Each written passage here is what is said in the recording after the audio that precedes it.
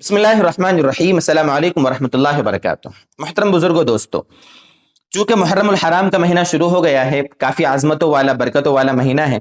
इस महीने में रोज़े रखने का अल्हम्दुलिल्लाह बहुत सारे हमारे ईमान वाले भाइयों को अल्लाह ताला तौफ़ीक़ देता है और बड़े खुशनसीब होते हैं जो इस महीने में अल्लाह ताला की ख़ास इबादतें करते हैं, रोज़े रखते हैं, नफली सदक़ात का एहतिमाम करते हैं, कुरान करीम की तिलावत करते हैं, ज़िक्र व तस्बीहात का एहतिमाम है। चूँकि ये हुर्मत वाला महीना है, इस महीने में बनिस्बत दूसरे महीनों के फ़ज़ीलत ज़्यादा है इबादतों की। बल्कि रोज़े की फ़ज़ीलत तो ये है, मुस्लिम शरीफ की रिवायत है, आप सल्लल्लाहु अलैहि वसल्लम का फरमान है कि रमज़ानुल मुबारक के महीने के बाद सबसे अफजल रोज़े मुहर्रम के रोज़े हैं।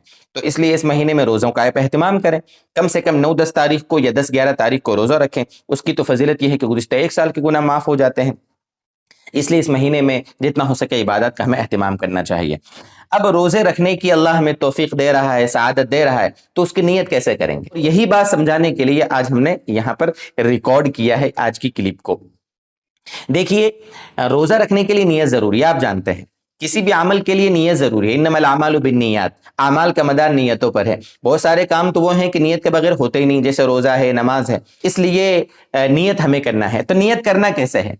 यानी मुहर्रम के महीने में अगर हमें रोज़ा रखना है, किसी औरत को रोज़ा रखना है, किसी मर्द को रोज़ा रखना है, तो नीयत कैसे करेंगे? सिंपल सा मसला है नीयत का। रात में जब आप सो रहे हैं, बिस्तर पे जा रहे हैं, तो आपकी नीयत है कि मुझे कल रोज़ा रखना है। आपने सोचा है कि 9 तारीख को या 10 तारीख को या मुहर्रम के किसी भी दिन रोज़ा रखना है, तो आप नीयत करके सो जाएं कि सुबह मैं उठूंगा और मुझे सहरी करना है और मुझे रोज़ा रखना है। अब होता क्या है, 2 शक्लें होती हैं। एक तो ये कि किसी की नींद खुली नहीं, भूल गए, अलार्म बजा था लेकिन ध्यान नहीं रहा, सुबह नींद खुली है। तो चूंकि रात में ही आप नियत कर रहे हैं, इसी तरीके से सुबह उठें और उस वक्त भी आपने नियत कर ली कि ठीक है सहरी नहीं खाई तो क्या हुआ, रोजे की नियत तो मैंने कर ही ली थी। या दिन में सुबह उठे आप 7-8 बजे, कुछ खाए पिए नहीं और रोजे की नियत कर लें, तो रोजा हमारा हो जाएगा। साफ सुथरी नियत करनी है कि अल्लाह ताला मुहर्रम के रोजे की चूंकि फजीलत है, इसलिए मैं इसकी नियत कर रहा हूं। आप अल्लाह ताला आपके लिए रोजे की नियत करता हूं, बस दिल में आप सोच लें, नियत हो गई रोजे की।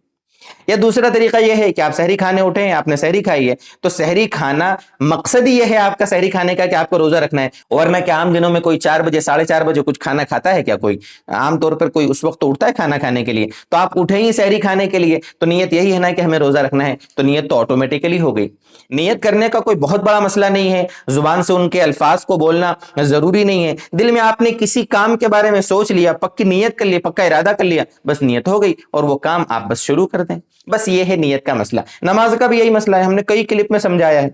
बहुत से लोग नमाज की नियत जुबान से जोर जोर से बोलते हैं, आस पड़ोस वालों को सुनाई देता है। मेरे दोस्तों, ये जुबान से बोलना जरूरी थोड़ी है। नियत तो दिल के इरादे का नाम है। आपने दिल में सोच लिया, काम शुरू कर दिया, बस नियत हो गई, हमारा अमल सही हो जाएगा।